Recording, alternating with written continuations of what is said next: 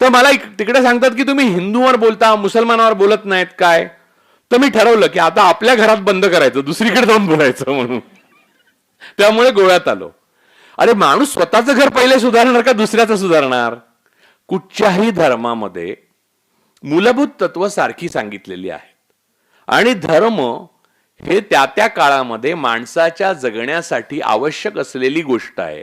कदाचित ती आजही काही माणसांना आवश्यक असेल, थेरपी सारखी, परंतु त्याचा दुसऱ्या माणसाच्या द्वेषाशी संबंध नाही, एवढं मी निस्संदिग्धपणे सांगू शकतो. परंतु जाती ह्या निस्संदिग्धपणे दुसऱ्या माणसाच्या द्वेषावर आधारलेल्या आहेत. जातीला द्वेषाशिवाय दुसरा आधारच नाही.